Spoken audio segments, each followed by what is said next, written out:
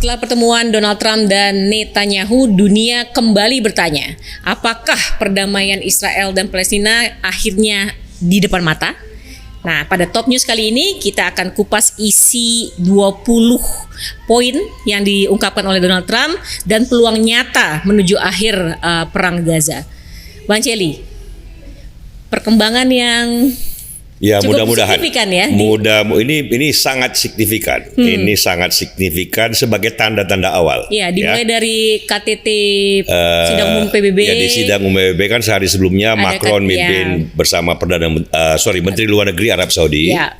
Kemudian setelah itu sidang umum PBB kan Pak Prabowo juga pidato jelas kan satu arah kebijakan baru Indonesia politik luar negerinya terhadap konflik Israel Palestina kan, di mana kita bersedia mengakui kedaulatan Israel sejauh dia juga mengakui kedaulatan Palestina sebagai negara sendiri kan. Ini yang disebut dengan two state solution. Di mana berbagai negara lain, terutama negara-negara besar di Eropa, baru pertama kali juga mengatakan, Inggris, Prancis, Kanada gitu, memberikan pengakuan resmi sama Indonesia sejauh Israel mau mengakui. Nah, ini kemudian dilanjutkan oleh Trump. Besoknya kan ketemu dengan Pak Prabowo, Erdogan, dan beberapa pemimpin negara Arab yang lain untuk merumuskan. Dan saya kira terus-menerus dicari jalan keluarnya sampai kemarin tuh di White House.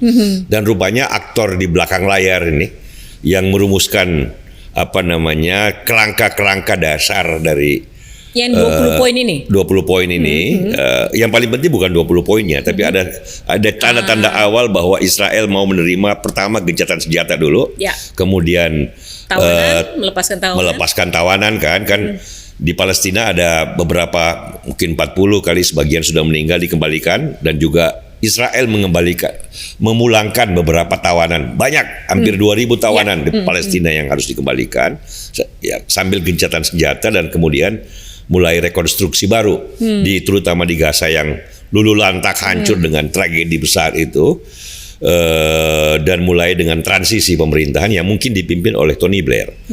Nah, ini kan di belakang layarnya ini mantunya Trump, Jared Kushner, suaminya Ivanka Trump. Kemudian ada Steve Witkoff yang temannya Trump yang selalu jadi utusan khusus untuk perdamaian baik di Rusia maupun di berbagai negara. Juga Tony Blair. Jadi rupanya Perdana Menteri Inggris. Rupanya dimatangkan, dan Trump kan kemarin melobi berbagai macam pemimpin pemerintahan termasuk Pak Prabowo kan. Untuk mematangkan strategi di balik usulan baru gencatan senjata dan kemudian rekonstruksi dengan cara baru two state solution, di mana ujungnya ke sana gitu. Nah, Mel, ini kan konflik terpanjang dalam sejarah modern. Udah 100 tahun lebih sejak Balfour Declaration setelah Perang Dunia Pertama tahun 1919. Ini 100 tahun, 106 tahun kalau kita anggap itu patokannya. Waktu itu masih Inggris protectorate karena kan Ottoman Empire berpihak kepada Jerman Perang Dunia Pertama, kalah, kemudian daerah kekuasaannya termasuk di Palestina kan dialihkan, ada sebagian Prancis, ada sebagian Inggris kan. Nah, ini dan 2 tahun terakhir 2023 sampai sekarang, setelah pertama penyerangan Hamas yang Oktober tanggal 7 dengan korban hampir 2.000, kemudian retaliasi Israel yang begitu drastis dengan korban sekarang hampir 70.000. Jadi retaliasinya bukan cuma out of proportion, sudah ini tragedi terbesar sepanjang sejarah 100 tahun itu. Jadi 2 tahun terakhir ini adalah tragedi katastrofi kalau bahasa Pak Prabowo itu waktu pidato di PBB, yang terbesar sepanjang sejarah konflik dalam 100 tahun. Karena itu semua negara jadi terkejut dan menyayangkan tindakan Israel kan. Semua pengen mencari solusinya, termasuk Donald Trump, termasuk Amerika Serikat.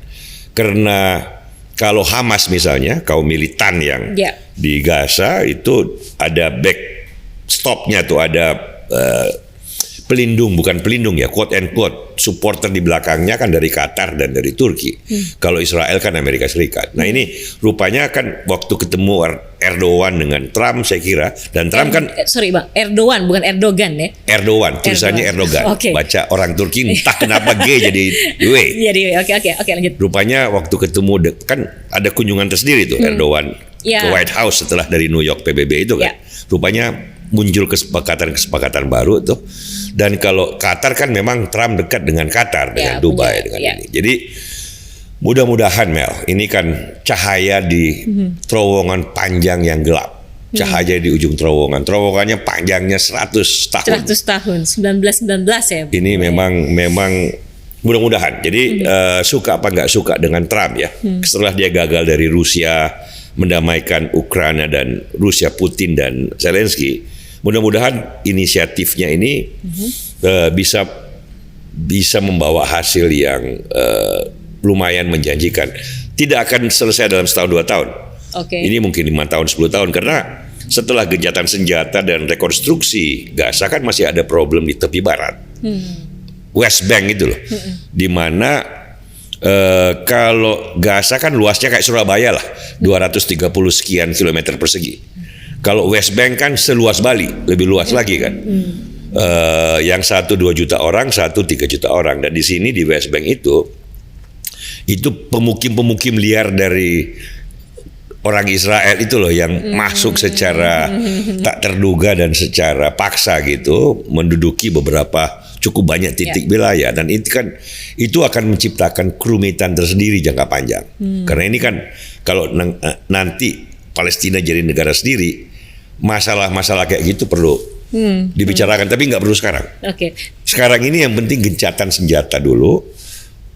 Orang-orang rakyat Palestina yang kelaparan dikembalikan hidupnya yang normal sambil dilakukan rekonstruksi yang dipimpin oleh international team yang pimpinannya nanti mungkin Tony Blair. Katanya Trump sudah setuju, mungkin saya dengar juga Pak Prabowo sudah oke, dan berbagai pemimpin negara lain juga sudah oke, karena Tony Blair ini punya kredensial. Dan kalau sudah international team di Gaza dan ada pasukan perdamaian termasuk Indonesia sebagaimana yang dikatakan Pak Prabowo, kan tidak mudah lagi bagi Israel untuk membabi buta menyerang balik kalau ada apa-apa gitu. Jadi mudah-mudahan ini satu jalan keluar dari impas, jalan buntu sekian lama gitu. Tapi Bang, ada sebagian pihak tuh menuduh tuh rencana tersebut usulan yang terlalu top down, jadi tidak melibatkan Palestina. Ini gimana Bang? Ya sekarang ini memang harus top down dulu karena Palestinanya lagi hancur berantakan kan. Sekarang ini harus international community dulu. Ya itu ya sudah benar, dari PBB kemarin, ada Perancis, ada Indonesia, ada Turki, ada Arab Saudi. Ini kan international community, kalau nggak begitu Israel mana mau berhenti dia. Dan rakyat Palestina kan sudah nggak bisa ngapa-ngapain, kasihan, terusir terus, terhajar dengan bom dan rudal gitu loh. Nggak bisa suruh mereka ikut berunding sekarang. Yang penting sekarang ini international community memaksakan gencatan senjata, memaksakan sebuah konsep yang kira-kira diterima oleh Israel. Makanya Indonesia kan bagus sama dengan Prancis kan, sama dengan Inggris, sama dengan berbagai negara lain. Kalau kamu akuin Palestina gencatan senjata, kembalikan, kita juga akan akuin, menjamin keamananmu maksudnya di jangka panjang, sejauh kamu nggak menjadi agresor lagi. Memang akan banyak yang bertanya, loh kesalahannya di masa lalu gimana? Ini 70.000 orang mati kok 2 tahun terakhir. Betul. Sebagian lagi bertanya, bagaimana yang sebelumnya 10 tahun lalu? Bagaimana 15 tahun lagi? Bagaimana 20 tahun yang lalu? Bagaimana 4? Kalau itu kan nggak ada habisnya kalau kita patokannya ke belakang. Ya, patokannya harus ke depan. Move on. Betapapun pedih dan perih ku bawa berlari gitu loh. Tetapi yang penting gencatan senjata dulu. Ngasih makan orang kelaparan dulu.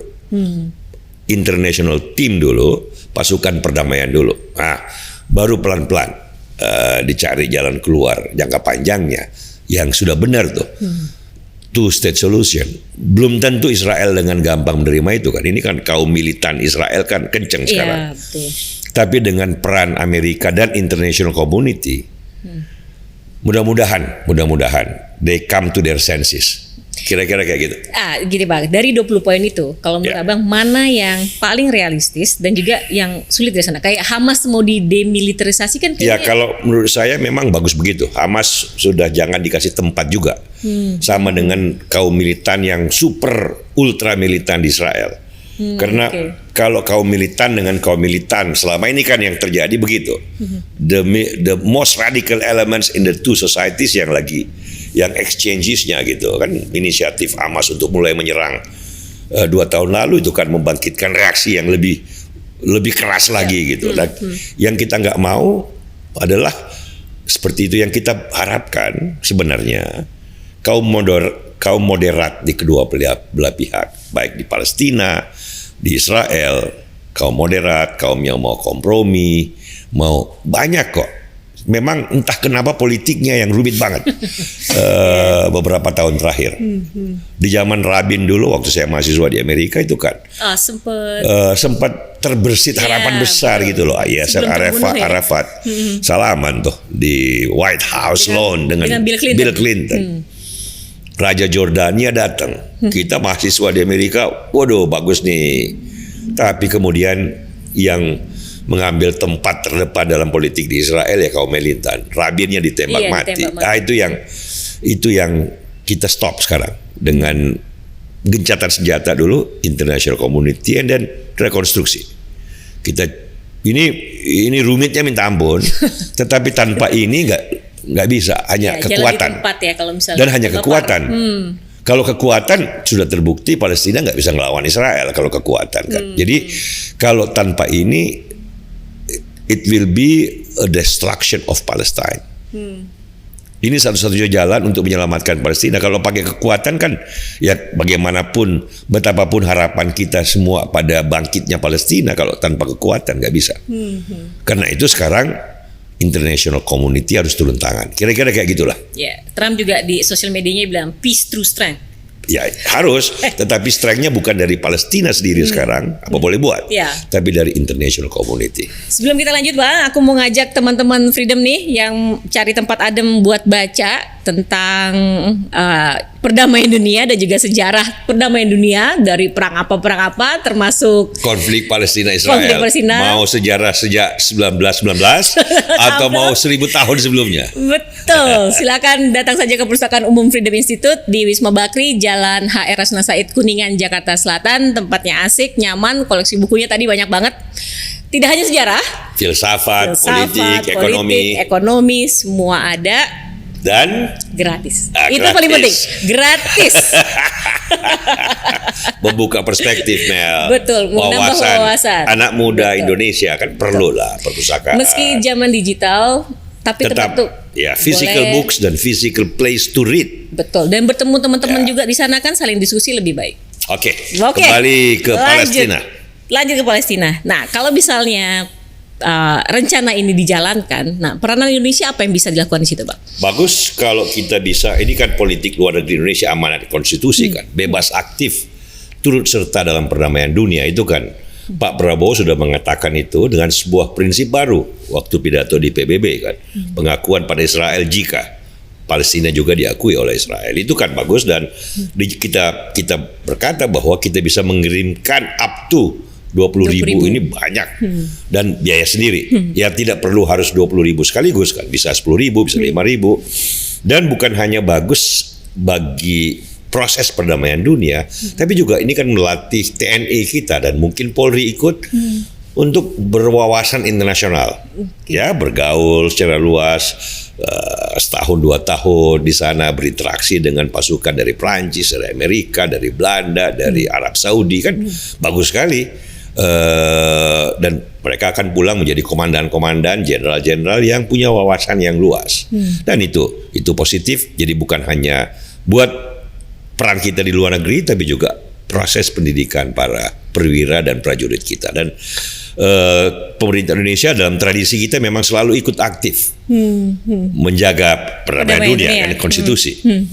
Dan dengan sebuah prinsip baru yang sudah dikatakan oleh Presiden Prabowo dan Trump kan mengapresiasi, Macron mengapresiasi, pemimpin dunia lain yang juga memberi warna baru dalam foreign policy mereka, Inggris, Prancis, Kanada, berbagai negara besar yang lain. Saya kira dunia memang sudah siap untuk mendesakkan kepentingan di masalah konflik yang terpanjang sepanjang sejarah modern ini.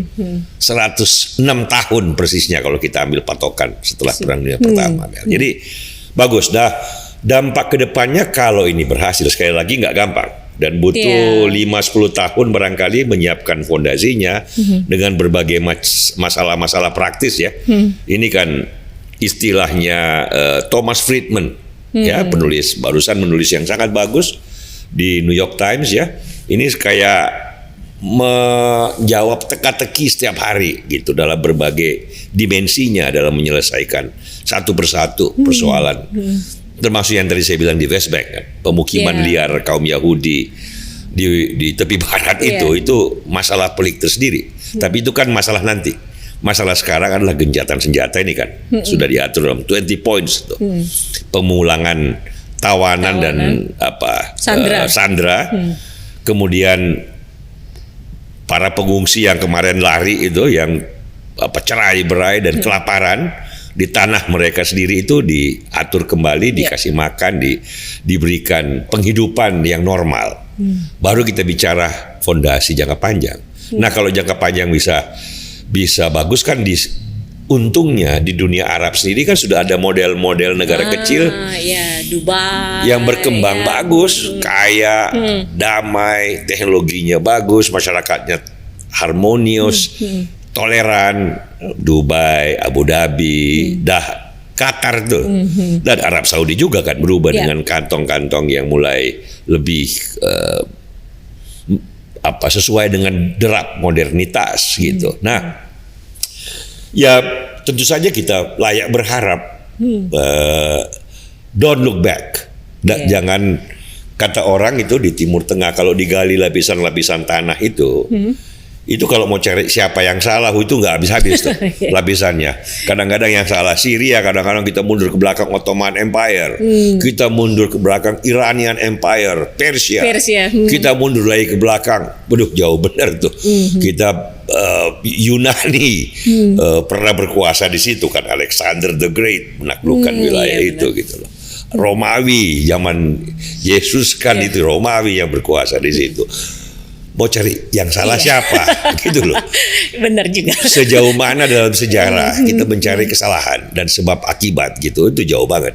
Lebih bagus kita patok dulu, stop gencatan senjata. Udah yang hari ini dulu stop peperangan, stop agresi, kasih makan mereka yang kelaparan, terancam kelaparan, anak-anak yang sakit. Ya, anak-anak tidak lagi dalam kecemasan, mereka bisa sekolah dengan makan yang cukup. Tanah mereka bukan lagi ladang peperangan, bukan lagi tempat rudal dan bom. Jadi kalau itu bisa tercapai, saya kira koalisi orang-orang international actors ya yang memungkinkan ini semua, yang memaksakan Bibi Netanyahu dan koalisinya sekarang di Israel, itu layak tuh dapat Nobel perdamaian 5 kali lipat dibanding biasanya. Sekali lagi karena skala konfliknya ini historis banget. Rumit banget, tragis banget dengan korban yang nggak main-main.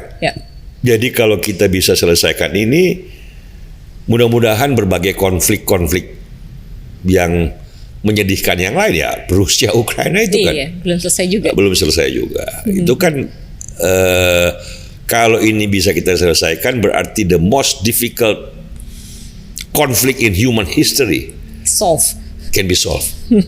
Nah ini kan sebuah perayaan harapan manusia, bukan bukti kecemasan yang perih gitu. Jadi mudah-mudahan ini langkah awal loh ya. Ini tidak berarti besok atau minggu depan teken-teken. Tanda-tandanya stop dulu agresi dan penyerangan ke Palestina, ke Gaza. Itu dulu. Kalau itu dihentikan, tawanan dipertukarkan. Nah itu satu tanda baik. Pasukan perdamaian masuk. Prajurit kita mungkin Mudah-mudahan polisi juga ada yang bisa ikut supaya mereka juga belajar bagaimana menangani konflik dengan human, dengan manusiawi, dengan kaidah-kaidah internasional yang diakui gitu. Itu kan ya we'll see dengan harapan. Dan kalau misalnya ini terjadi, Trump berhak Nobel nih. Ya kita lihat mungkin bukan hanya Trump kan, karena kan di sini banyak aktor yang berperan. Macron kan bagus, Pak Prabowo berperan. Ya, karena betul. Indonesia ini kan negara yang dihormati sebagai bukan hanya negara besar, negara Muslim terbesar dengan demokrasi yang hidup. Nah kita pasti dalam ini kan masalahnya akan panjang menyelesaikan. Ya. Dalam berbagai penyelesaian masalah di masa datang kan akan ada perbedaan pendapat yang barangkali tajam. Butuh penengah, butuh jembatan. Nah, barangkali pemimpin Indonesia termasuk Pak Prabowo sekarang itu bisa menjadi jembatan-jembatan ke arah sana. Nah, ya ini kalau ada Nobel bagi dunia. Kalau kita bisa selesaikan. Gitu loh, nggak boleh satu orang ini kan, nggak bisa satu orang. Benar. Ya kan Arab Saudi akan dapat putra mahkota barangkali, Macron bisa. Kita lihatlah bagaimana hubungannya dengan Iran juga penting, dengan Turki juga penting. Mungkin Erdogan bisa. Ya kita lihatlah. Who knows buat manusia. Kita siapkan 5 Nobel yang berbeda pun oke. Kalau bisa kita selesaikan Palestina dan Israel konflik panjang sejarahnya 106 tahun. 106 tahun. Yang sekarang di tengah konflik ini di Israel dan Palestina, awal muawalnya ini buyut mereka. Buyut, benar. Gitu loh. Benar. Sayang, kasihan, tragis gitu. Baiklah Bang, mudah-mudahan rencana ini benar-benar terjadi. Pintu perdamaian bukan sekedar halaman lain dalam drama panjang. Mantap. Israel dan Palestina. Ini gaya penyiar RCTI. Mantap. Baiklah teman-teman Freedom, demikian Top News International Freedom Institute. Sampai jumpa.